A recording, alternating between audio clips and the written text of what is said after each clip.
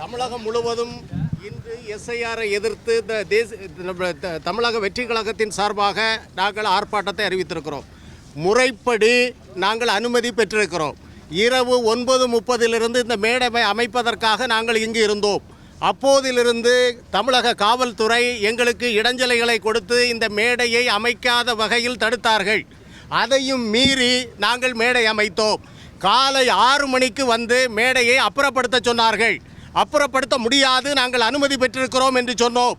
அதன் பிறகு இந்த கூட்டத்திற்கு வருகின்ற வெற்றி கழகத்தினுடைய தொண்டர்களை தடுத்து இந்த கழகத்திற்கு கூட்டமில்லை என்பதை இந்த தமிழக அரசிற்கு காட்டுவதற்காக காவல்துறை தமிழக அரசினுடைய கட்டளைப்படியா அல்லது அவர்களை திருப்திப்படுத்தவா என்பது தெரியாமல் தடுத்து கொண்டிருக்கிறார்கள்.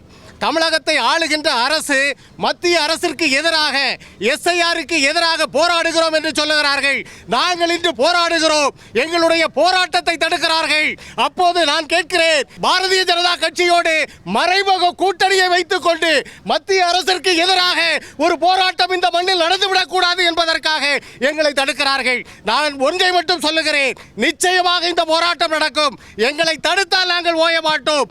எங்களை தடுத்து தமிழகத்திலே நம்முடைய வெற்றி கழகத்திற்கு ஒரு ஆதரவு இல்லை, ஒரு கூட்டம் இல்லை என்று காட்ட முயன்றால் நிச்சயமாக தமிழக அரசு தோற்று போகும் என்பதையும் இந்த நேரத்தில் பதிவு செய்ய நான் கடமைப்பட்டிருக்கிறேன். உண்மையிலே சொல்ல போனால் இரவிலிருந்து ஒரு தொண்டர் கூட இங்கு தூங்காமல் பணியாற்றி கொண்டிருக்கிறோம். எதற்காக? இந்த திட்டத்தினுடைய குளறுபடிகள் மாற்றப்பட வேண்டும். உண்மையான வாக்காளர்களினுடைய பெயர்கள் நீக்கப்பட்டு விடக்கூடாது என்பதற்காக நாங்கள் போராடி கொண்டிருக்கிறோம்.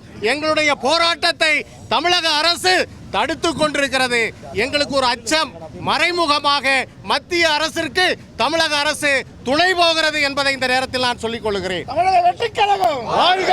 தமிழக வெற்றி கழகம் வாழ்க! தமிழக வெற்றி கழகம் வாழ்க! தமிழக வெற்றி கழகம்